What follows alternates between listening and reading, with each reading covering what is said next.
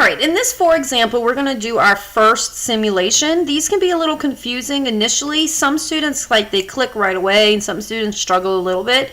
So please give them your full attention. You will need your random number table for this problem, so pause the video and find that if you don't have that available. All right, so let's see what's going on here. A cereal manufacturer puts pictures of famous athletes on cards and boxes of cereal in the hope of boosting sales. The manufacturer announces that 20% of the boxes contain a picture of Tiger Woods, 30% a picture of David Beckham, and the rest a picture of Serena Williams. How many boxes of cereal do you expect to have to buy in order to get the complete set? Perform a simulation to answer this question. Now, we're not going to do this in real life. We're not going to actually go to the store and buy these boxes of cereal if this contest was really happening to see how many boxes I need to buy in order to get the complete set. Complete set means you get Tiger Woods, David Beckham, and Serena Williams. This is why we have something called simulation. One, if I did this in real life, that would cost me a lot of money. I would have a lot of cereal in my house that's probably going to get wasted, and it's going to be extremely time consuming. So instead, we're going to simulate this scenario with with what we call a simulation. Notice it's how many boxes of cereal do you expect? So this is going to be something called like an expected value. Our answer may turn out to be, I expect to have to buy 10 boxes of cereal. But somebody might do this and actually only have to buy 8.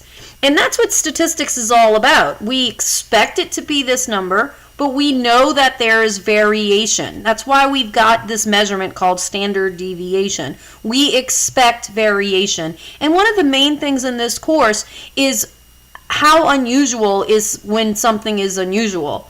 Like how far from the expected value does something need to be for it to be strange? And that's all what we're kind of building up to with everything that we've been doing lately. All right, so this might take me a little while to get through this problem, so I might do it in 2 videos, but let's go ahead and get started. All right, so back in our notes, it talked about how we need to explain what a trial is and how are we going to simulate the trial and how are we going to get our outcome and what makes a component and all of this stuff. So when you do this, you almost kind of write it the same way. All right, so we're going to start with I will simulate opening cereal boxes and getting a card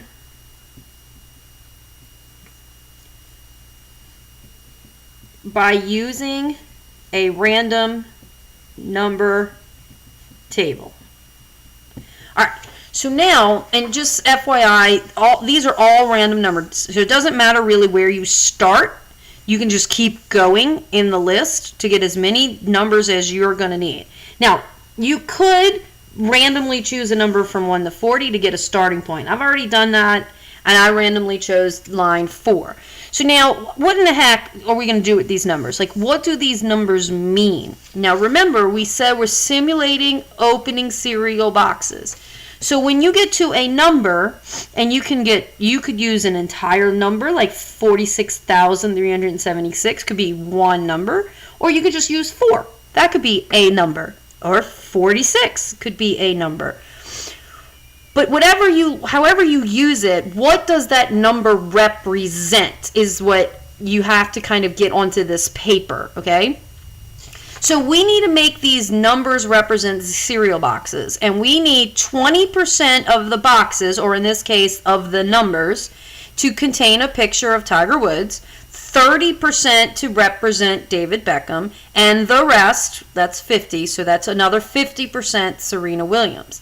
So we have 20%, 30%, and 50%. All 3 of those numbers are divisible by 10, and so we only need to use single digits because our single digits, 0, 1, 2, 3, 4, 5, 6, 7, 8, and 9, those are our single digits.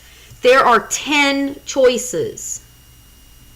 And since all of our numbers are multiples of 10%, what I can do is let 2 of the numbers represent Tiger Woods. So like I'm going to let 0 and 1 represent Tiger Woods. That's 20% of the total.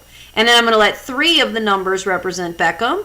And then the rest, the remaining 5, represent Serena. And there's your 20% split, your 30% split, and the rest your 50% split. If you have numbers like 33%, you can't do that with only 10 digits. You'd have to go to 2-digit numbers where you have 100 outcomes. So that can be a little confusing when you first get started. All right, so now what I'm going to do is explain how am I going to use this random number table to model this scenario. So what I'm going to do is I'm going to say I will select single digits, so that way they know you're looking at a single digit at a time, with 0 to 1 representing Tiger Woods, 2 through 4 representing David Beckham, and 5 through 9 representing Serena.